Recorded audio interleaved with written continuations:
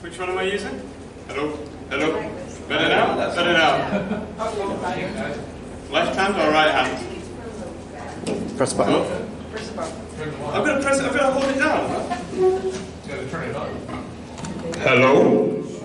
Can't hear you. Where there's like feedback if you're right next to the desk. Right, okay. This one, I guess. Okay, thank you everybody for coming. I've got notes over here. How's everyone doing? Great. You good? Okay, I think it was Andrew who said that nobody would understand the pun of the title, but I mean, I thought it was... I understand. Yeah. Alright, okay. You were wrong, you were wrong. The first VH1 or the first Yeah. MTV video. I like the Cheroos. The Cheroos, right? Really? Yeah, I love that. I don't know, maybe that's a cover version. There's a lot of good facts here, but then you had a fact about them, Rick. Well, it was the first video on MTV ever. I believe so, yeah. So, good pub quiz fact, if anyone gets that in a pub quiz. The presentation's got absolutely nothing to do with the Buggles. The Buggles. But it does have something to do with videos. So, we're going to look at videos that I've been producing recently, for both pre-sessional and for in-sessional, and the differences between the two types and how they're used. Whether the use of these videos is working or not. This isn't like finished research, it's not any type of research by any sense, it's just a few initial observations that I've made about if and how they might be working. And then how this might relate to you and how you might want to get involved. Rick, you just sent me an email this morning about this. You'd noticed that... Yeah, I sent you an email just seeing if you needed any help with making these videos for these things, since it's on the project list. It's on the projects list, yeah. You know that list, I don't know if anyone reads it, that we get it in the e-bulletin every week about projects that you might want to get involved in. I added it to that a few weeks ago, so Rick has seen it and he would like to get involved, which would be very helpful. But also, if you would like any of these videos, I'd be willing to share them, or if you think that this type of video or their use might be something that you could do on your modules. Yeah, so we'll have a look at that. So, what am I talking about? What are these videos? Okay, so I've made lots of different videos over the last few months and years. You can see there's lots of different formats. We've got online, we've got on-site, because we're using these on online and on-site classes. We've got lots of different people already getting involved, which is great. Like we've got Sunny is here, and here's David, and Andrew, and Stephanie's left. No, she didn't want to see herself. And yeah, lots of different people, which is great. And different formats as well. We've got some discussions, group presentations, online discussions, online recorded presentations. Okay. So, very briefly, what are we using these for? Well, they introduce different formats. As I said, we've got discussions, we've got presentations, and these aren't just random formats because they're what's typically used in EAP courses, although they probably are, but also we've been conducting a needs analysis survey and interviews across the pre-sessional and in-sessional courses with different students and program directors from different courses that we're teaching the students from, and also looking at their handbooks and assessment documents. So we're trying to be as realistic as possible in introducing the format, if not the topics, because these are students who are all in mixed discipline classes, so we can't be very specific about the topics, but about the format of speaking.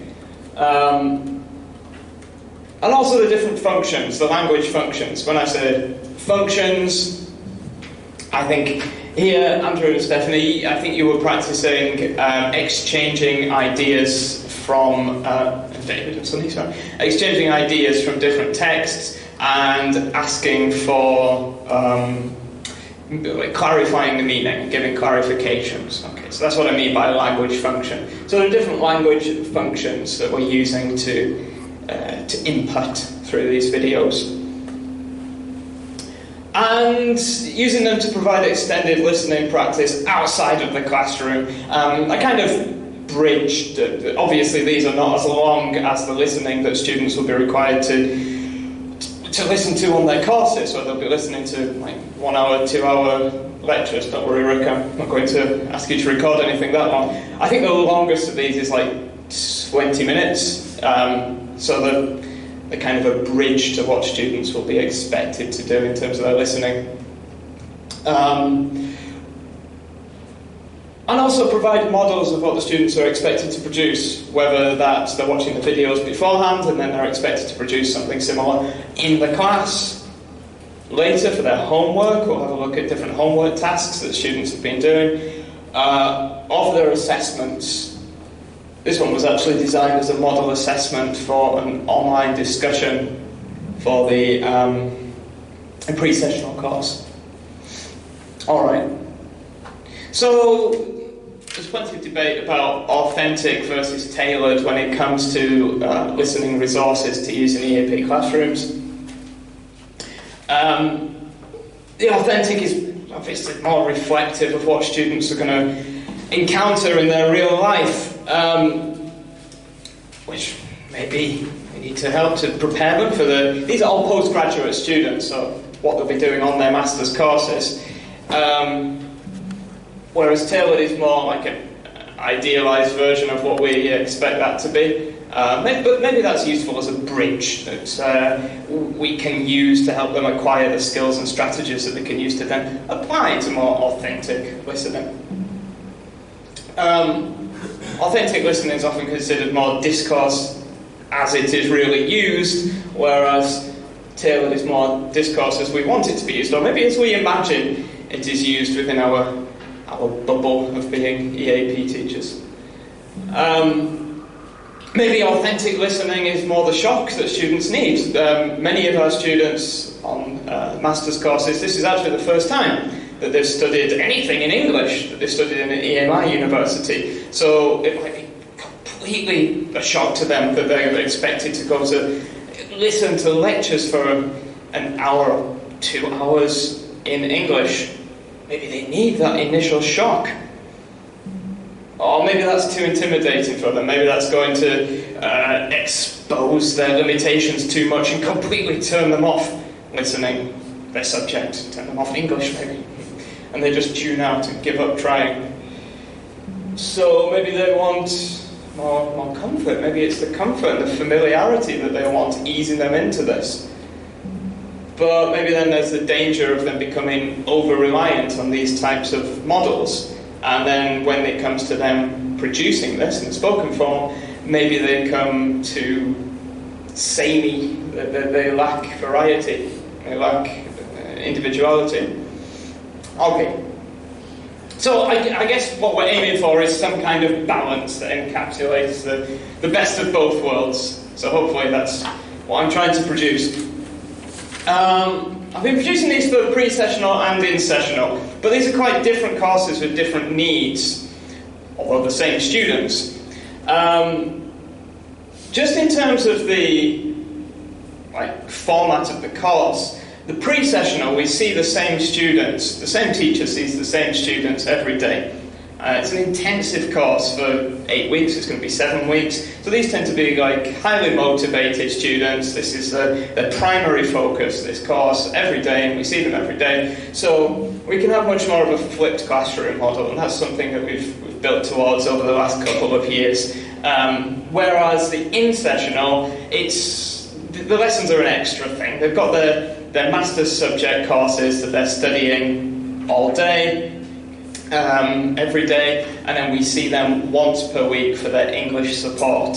So you can imagine that kind of flipped model, it's not going to work so well. You give the students some work to do 1 week prior, and then it comes to the next week's class, and they've completely forgotten what you've told them to do. Understandably, it's not their first consideration. So it's more of a traditional classroom model. So I'm making videos for these two different models. With the flipped classroom, it's much more the independent input beforehand is going to come with these videos. Okay, so that's about remembering what's in the videos and understanding, and then when it comes to what we do in the class, then it can focus far more on these, higher order skills. So that's more what we do on the pre-sessional. It's not really possible on the in-sessional. Classroom input has really got to focus on the input, on inputting the language. And then hopefully, we should get on to practicing some of that language in the classes, but we can't expect to spend as much time on these higher order skills because we need to spend time actually on inputting. So then it comes to the independent activities, what we actually do, the homework tasks that we set for the students to practice this after the class.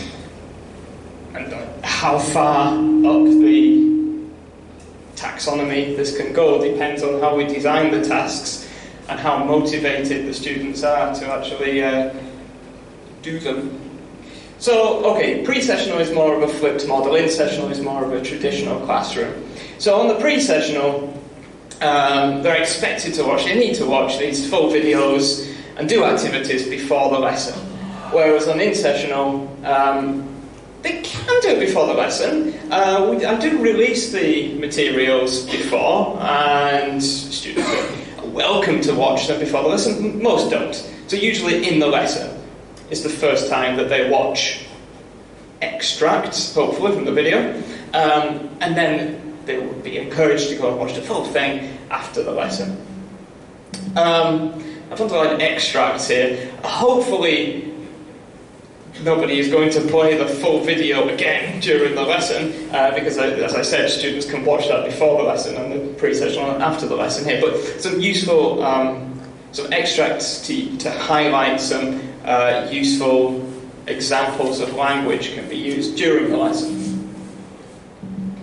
The main production is going to come on the flipped learning during the lesson. That should be the meat of the lesson, students producing this language. As I said, on the in-sessional, class time has also got to go to input. Hopefully they're producing during the lesson, but then we need to focus on how they can get more opportunity to produce the language after the lesson. And also, maybe an important detail, the pre-sessional is an online course, the in-sessional is mostly on-site, but also with some online. And importantly, we include the transcripts to go with these videos at the same time.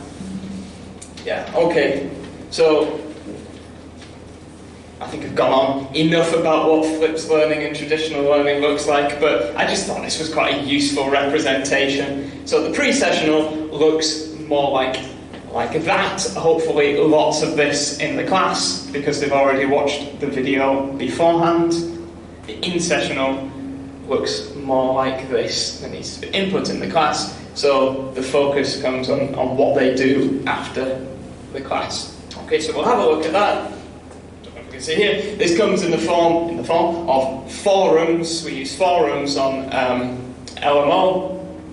And also some self-study materials. Okay. So I think I've talked enough just for now. So you can do some talking now. So what courses, what modules are you teaching on? What format of listening practice, what type of listening practice and speaking input works best in your context? Do you use more tailored or more authentic listening materials? Why? Do you use more of a flipped approach or a traditional classroom approach? And why? Okay, you can have a chat now. If you're on a table on your own, then you can go and join someone else.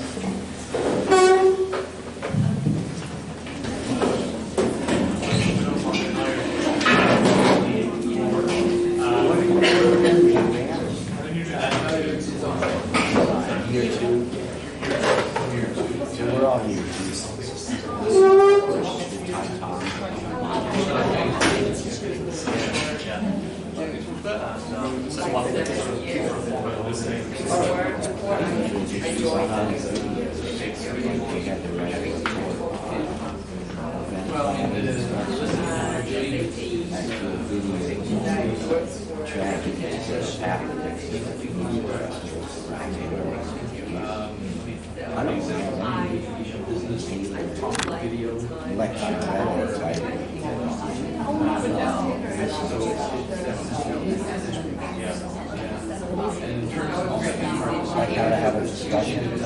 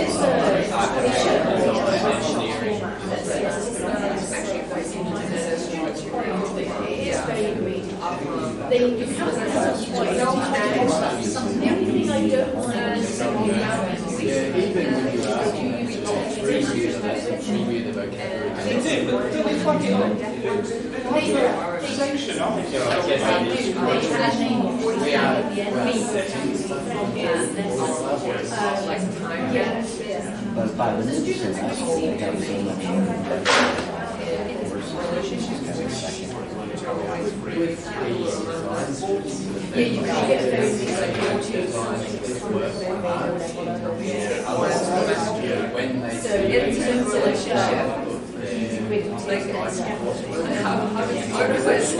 I had the same thing. So I started to treat They are experiencing you want to know how to get it. Yeah. Then I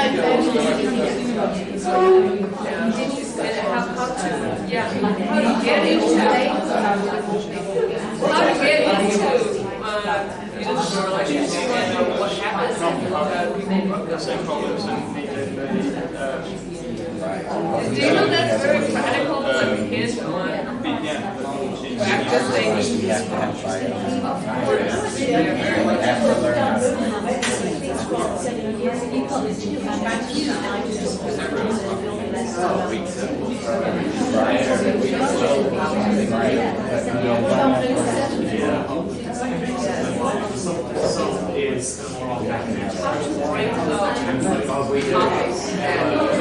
no, I'm talking about the content.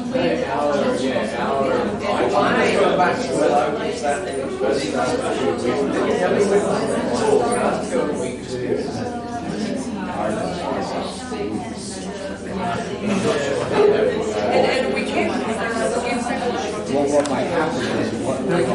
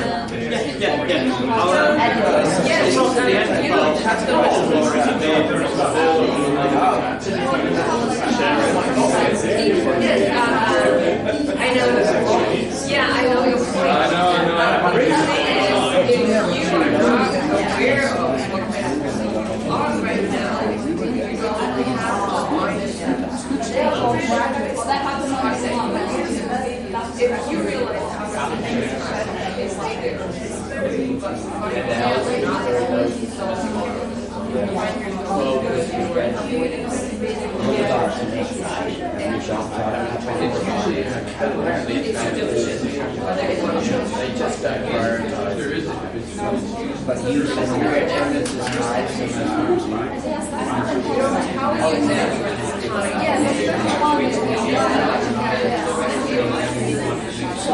one thing I have to do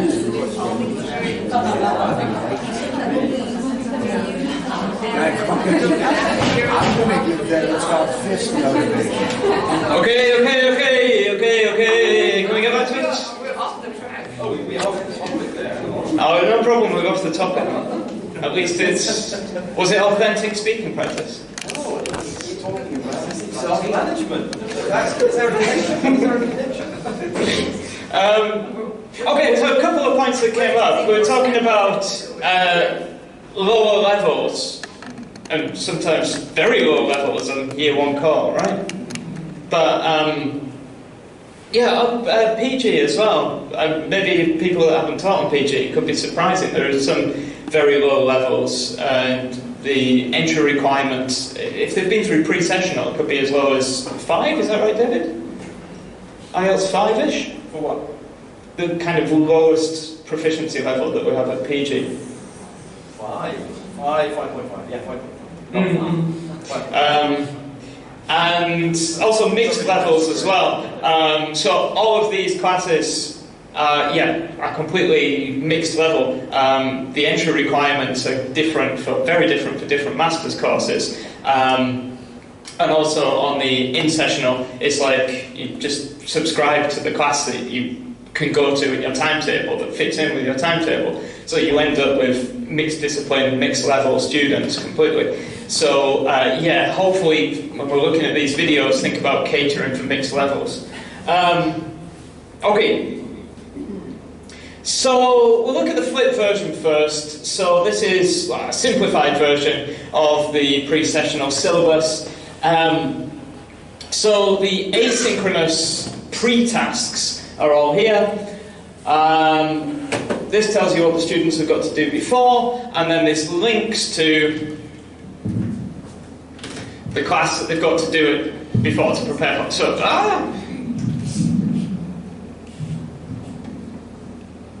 just make it a bit bigger. So, before class 4.5, they would have to watch a presentation and make notes. Actually, 2 presentations. This is the environmental benefits of vegetarianism. And then they're going to have a lesson about creating impact and being persuasive in presentations. So they would need to watch this presentation, and there will be some activities for them to notice this important language function for their presentations. Okay?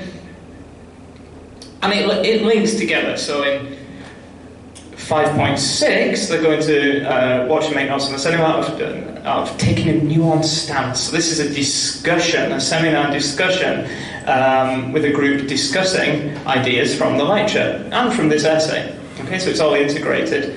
And then they will practice having such discussions in lesson 5.6. So you can see these lessons wouldn't work if they hadn't done the listening beforehand.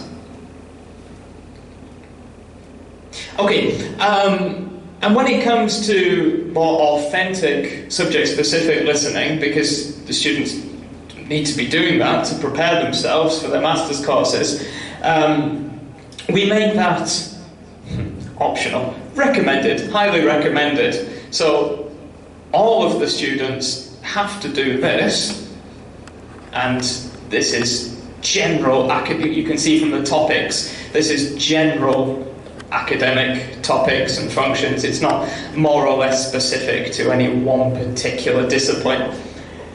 These subject-specific self-study materials, they've been provided to us by the module leaders and course directors of the different programs. We asked them, we got in touch and explained the whole course and said we don't really have the provision to give them these materials, to teach these materials in our lessons, either synchronously or asynchronously.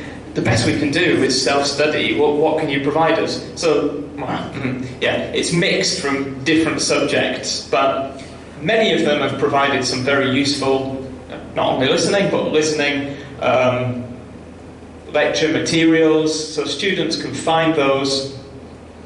They're advised to spend 5 hours per week, an hour per day on self-study work, subject-specific self-study work. I think that's reasonable and still have time to do this. So that's the balance on pre-sessional between the tailored and the authentic.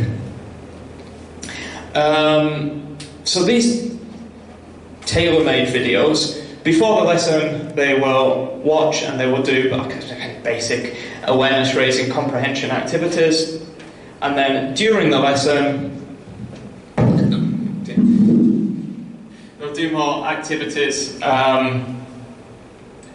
to check their awareness of what they watched in the video. Okay.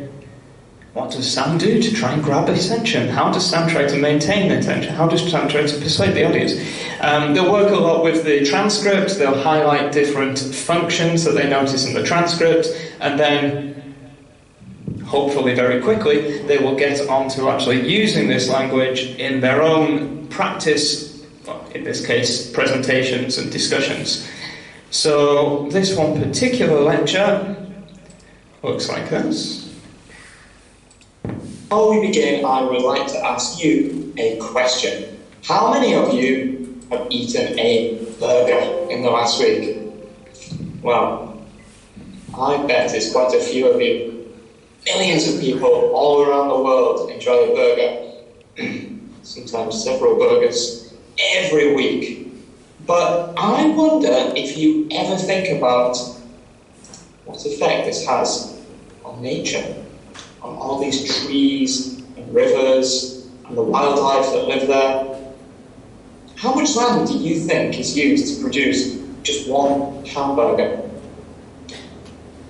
Well, I'll tell you, to produce one burger, an average of 17 square meters of rainforest is destroyed. Just imagine how much nature could be saved if everyone stopped eating these burgers. Okay, so I think it's fairly obvious the particular language function that's being highlighted there, and then students would identify techniques and language that's used in this case for grabbing attention, creating impact, persuading the audience. Okay, it's a persuasive presentation. Okay. So then the question is, does this help students to produce this in their own speaking? Whether during the lessons, and hopefully there's plenty of that in the pre-sessional lessons, and then in the assessment, in this case the assessed presentations. There's assessed presentations and assessed discussions on the pre-sessional, both formative in the middle of the course and then summative obviously at the end. Unfortunately I haven't got any evidence from the lessons themselves. I don't know how to film during the breakout rooms. If this was going to be a research study, there probably needs some evidence there. But I've got some from the assessments. I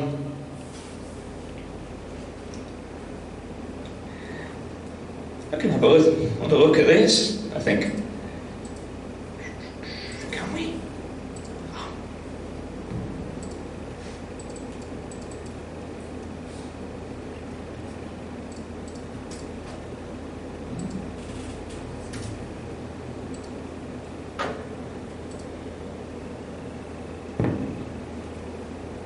It's true, Fanny. And my Facebook, I like you guys to before we get started, I like you guys to look at the picture. There are different types of social media, right? Like Facebook, Instagram, and YouTube, something like that. And I would like to ask you a question. How much time do you spend on social media every day? Well, it would be 7 hours or more, right? It seems that we spend too much time on social media and we can live without social media. But is it healthy for our life? And can it really make us happier? Can social media increase? Okay, so I think she's using. Got the microphone. I think she's using some quite good techniques here. Before we get started, I'd like you guys to look at this picture. I'd like to ask you a question. It's personalising with you, she's asking rhetorical questions, and she's setting up questions that are going to be answered during her presentation. Is it healthy for our life? So she's going to talk about the effect on physically. Can it make us happier? So she's going to talk about the effect on our mood as well. And we can see that she's taken language quite specifically from the example. Now, before we begin, I would like to ask you a question. Before we get started, I'd like to ask you a question. Okay, and then the function of rhetorical questions. This guy as well. As you see, very similar introduction. Before we get started today, I'd like you to take a look at these cartoons. Can you guess what type of...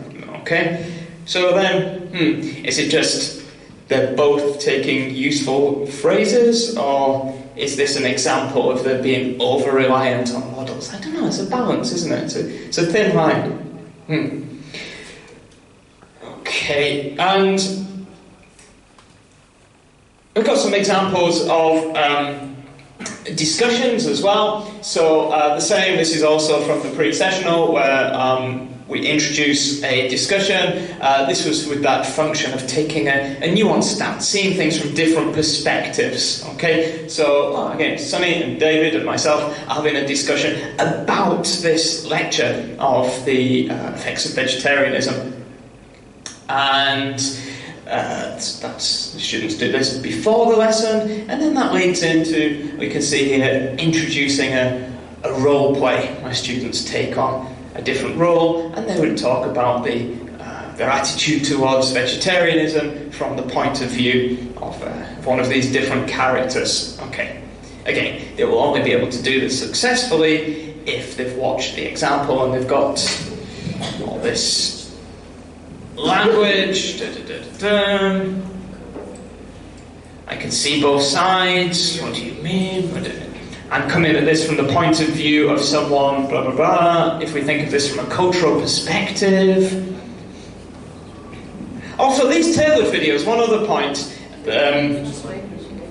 The examples are not always good examples. In the discussion, the participants in the discussion are not always doing it very well. So if you see Sam here, who's supposed to be taking a nuanced stance, he's saying, what do you mean both sides? Surely after you've seen the TED Talk and the essay, the benefits of being a vegetarian are undeniable. Okay? Which might be true. But maybe this is not the language that we would expect the students to use when they're trying to be more nuanced in their discussions. Everyone should. That's a weak argument. Okay, so the students here would identify that Sam was being less successful, less nuanced in this discussion. Okay. Also, but I think providing some examples of what not to do, then it can also increase the students' sort of confidence in making mistakes, willingness to make mistakes, because they could see teachers having a go and getting it wrong, and sometimes that's useful for the students, I think. Okay, I'm going to jump ahead to the feedback. This is some feedback from pre-sessional students. What did they think about videos used in this flipped model? So I've got some feedback from the SSLC here. Students saying, speaking materials encourage practice and improvement. Listening and speaking teachers gave us plenty of time for group discussions, and that improved our speaking skills. So I think this is exactly what we want to hear from listening and speaking flipped learning. Okay, useful materials that fed into lots of time for discussions in class. On the flip side, so one student was saying we should use Elmo more for students to record and upload videos. So this refers back to it's kind of after class in a flipped model. And a flipped model, there's so much focus on what we're getting the students to do in the classroom. Sometimes, well, I neglect to think about how they're going to practice that again after the class. Whereas I put a lot of thought into that for the more traditional in-sessional classes.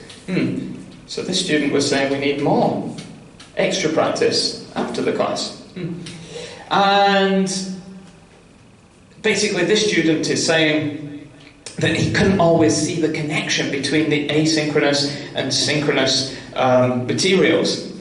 And I don't know, maybe that's just an excuse because he hasn't always done the asynchronous materials, but that connection's got to be clear, what they need to have watched or read or whatever before which lesson in order for them to make the most of that lesson or make anything out of that lesson, really.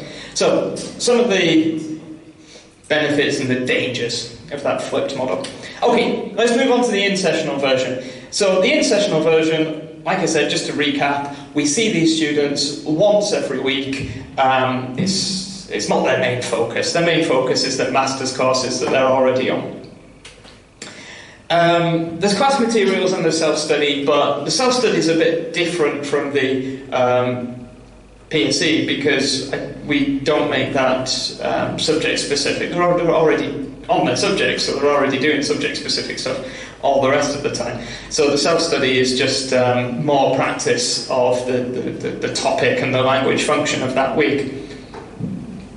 As I mentioned, the class materials are actually released a week in advance, so students can access them. They can watch the videos in advance if they want and prepare for the class. In practice, hardly any of them do. Which is understandable, it's not their main focus. But that means that we can't really adopt this flipped model. We can't plan our lessons around the assumption that students will already be familiar with the content. Because they won't be. So then, more time in the class needs to be spent on input, so we need to think about production after the lessons. So that's where the Learning Mal forums come in. Have you all used, I guess everyone's used forums on Learning Mal at some point, right? They're quite popular, I think.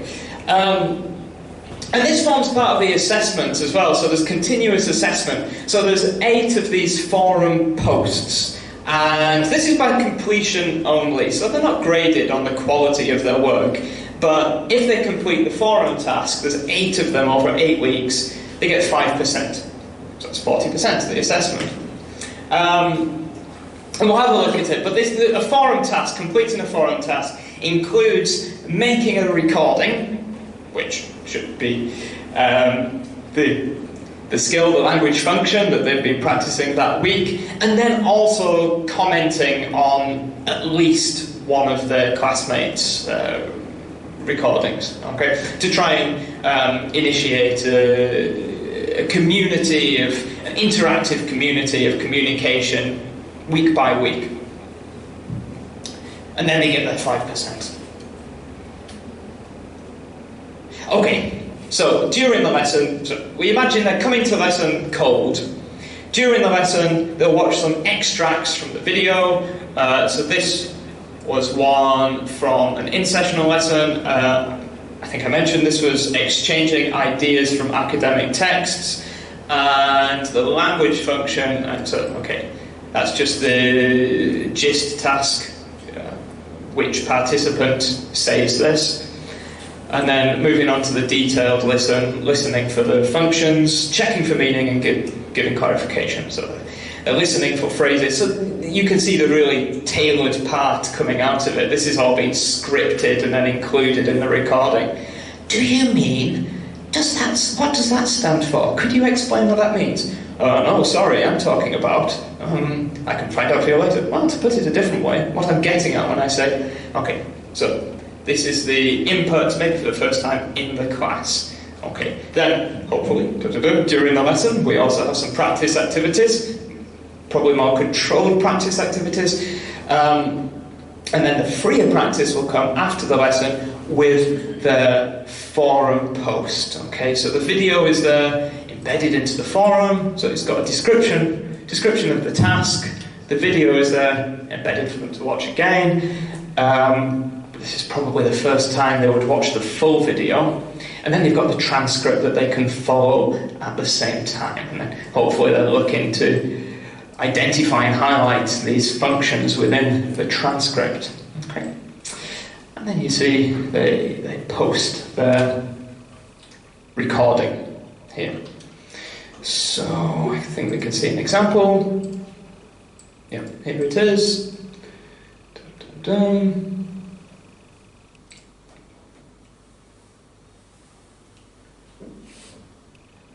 There we go.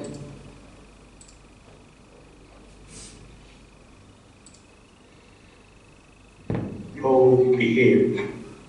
No, it's not the way people behave. Is Okay, so then, again, the question is, are they using the same language functions in these recordings?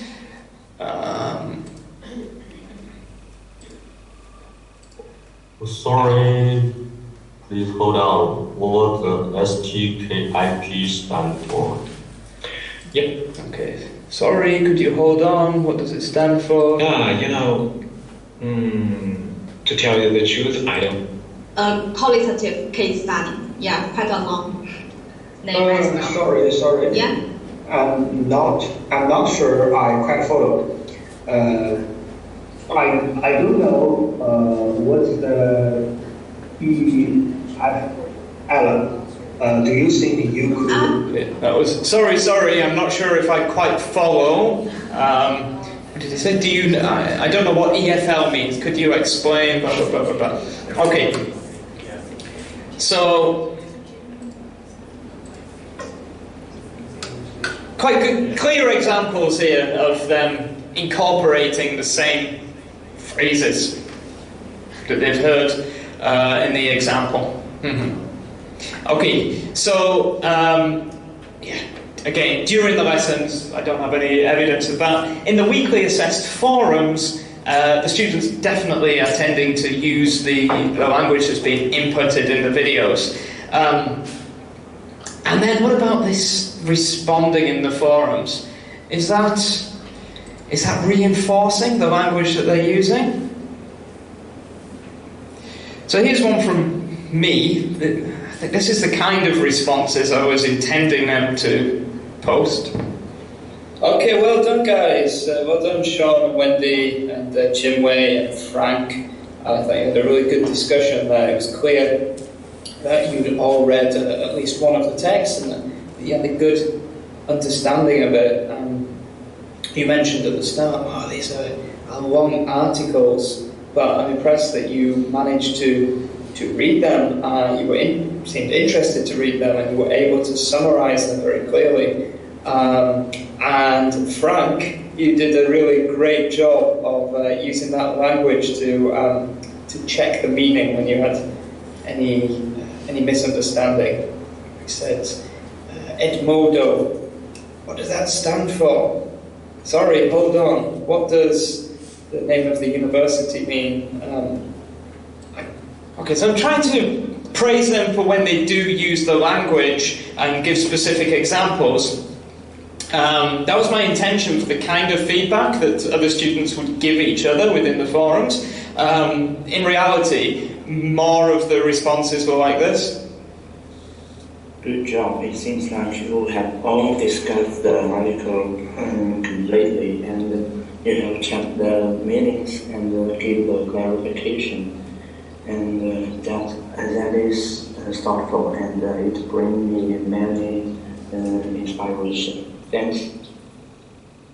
You know, most of them are pleasant and encouraging, but rarely give specific examples and rarely give criticisms, constructive criticisms. So one thing that's come out of this, if we want these responses in the forums to actually to actually help to reinforce the use of the language, I need to give clearer examples of what we expect the students to produce in their peer feedback. Okay. So that's the kind of short to medium term acquisition and production of the language. What about in the longer term? So the summative assessment on the in-sessional was a discussion. Okay. So also trying to reinforce that with review. We have a review of the language at the start of each subsequent following week session. So then, what about the summative assessment? Were they using the language then?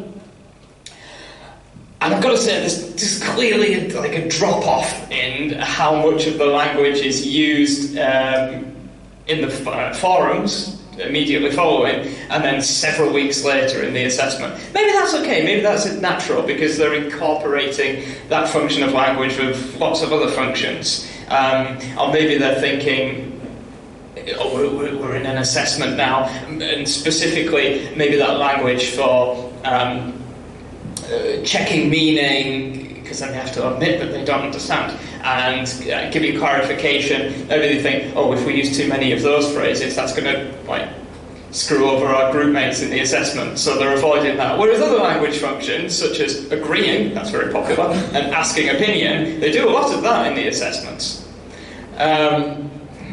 Time? Not really. Okay, but there's a bit of it. She was quite good. Excuse me, what do you mean by UDP protocol? This is something quite specific that he'd used in his work, in his career. So it's actually, it's actually showing this language used in an authentic way. Then from different subject backgrounds, he's talking about something very technical that he's used. She, from a completely different academic discipline, doesn't understand what he's talking about, and she asks about it. I've got to admit, though, in the assessments, that was a rarity. She got a very good score.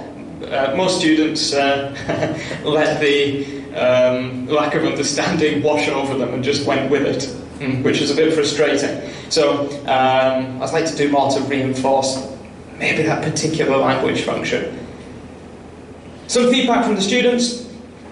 From the SSLC, we like the forum posts and the flexibility of this forum. The students have got a lot of choice, a lot of autonomy, how they record themselves and how much time they spend on this task. It's really up to them. Like I said, the grade is for completion only. They can make it a priority if they want to have lots of practice. If they're busy with other things, they can just do the minimum and still get the score. Interesting materials such as videos and various activities to push us to talk in class. The example presentation is very beneficial to me. Okay. On the other side, the formative assessment forums are too time-consuming and too frequent. I don't know. I think that the students do need the reinforcement on a weekly basis because there's different language functions that they're practicing each week. Yeah, and also I think they just do need that regularity because we don't really know how much outside of the classes they actually speak in English at any other time during the week. So at least if they're doing a weekly forum, there's one time. This one's more concerning. Teachers should spend less time playing videos and increase the time for students to practice. The pace is too slow, not enough interaction and group discussion. Okay. So maybe we wouldn't expect as much interaction and group discussion in the in-sessional as we would on the pre-sessional, where it's more of a flipped model, because we do need time for input. But then the danger is, do we spend too much time actually playing these long videos that are not intended for that purpose, and then it becomes deathly boring for the students. So we just need to be clearer about how they are used and maybe have more sessions suggesting different activities to avoid this problem. Yeah, that's a danger. I think in that last one, Sam, yeah, I think also on that they wanted more feedback on the speaking in class. But I think you've overcome that problem in the previous slides by saying that you help them to structure peer feedback. Yeah, so that's right. You've actually overcome that problem from giving them peer feedback, showing them how to give peer feedback. That's one solution to that problem. Yeah. Okay, things to think about, to take away with you. Would you use these videos on your courses, on your modules? If so, how? Do you want to use any of these videos that I've made? Andrew's already asked, can he use a particular one? So just get in touch and I can tell you what we've got and what you might want to use. Or you could just ask me what we've got and I'll send you a list or something. Do you want to help me make more videos? Like I've said, Rick's just got in touch. There's been lots of people already helping. Hopefully we can increase the production value a little bit. We've got the media hub that I keep hearing wonderful things about that I haven't used yet. Maybe we can make less shonky videos to use. And what about research? Do you think this is anything researchable? Could this be research? Could this be turned into a research project? I don't know, I think maybe. Does anyone want to help if they want to get involved in the recording of it, the recording project? Maybe they want to get involved in researching it as well. Let me know. Yeah, that's about it. And I've run out of time, but if anyone's got any questions, then we've got 10 minutes till the next one, so you just like ask during the break time, I suppose. Sorry. Thanks. But Sam, this wouldn't have to just be for postgraduate classes, right? Most of us are doing. Oh yeah, that's a good question. So yeah, if you want to use any videos with other levels, you're fine. But I had a quick conversation with you. Remember, Glenn, that one time in the corridor, and you were saying, "Oh, we were using." I think you on your course you used a video that I'd made, and you were not sure if the level of understanding that was required of the students would translate to your group as it would with postgraduates. I mean, I've made them with postgraduates in mind, but yeah, they might need more scaffolding or they might need remaking some parts to be applicable. You're welcome to try it, though. One question, Sam, would you ever, during the presentations, you said sometimes they don't use the terms that you would have taught them that often, and they tend to kind of disappear slowly. Would you ever ask them to play devil's advocate in the presentations when they're asking questions and sometimes disagree, even if they don't necessarily disagree with something, or just ask for clarification, even if they don't necessarily need to ask for clarification, just to produce that language? Would that be something to consider, perhaps? Yeah. I like it. Good idea. Yeah, I will try it. Because they do teach people in debating classes that sometimes just play devil's advocate a bit, just so you can assume like a conflict, a position that goes against. Yes. Yeah. Well done. Thanks. Sam. Yeah. I have a question. So for the videos that you made to improve students' group discussion skills, are the videos all tailored videos or authentic videos or both? So, for both the intersessional and pre-sessional, they're authentic and tailored. The ones that I'm specifically using in class to help students improve their discussion skills and presentation skills are the tailored ones. And then all the authentic videos that I use are actually for self-study.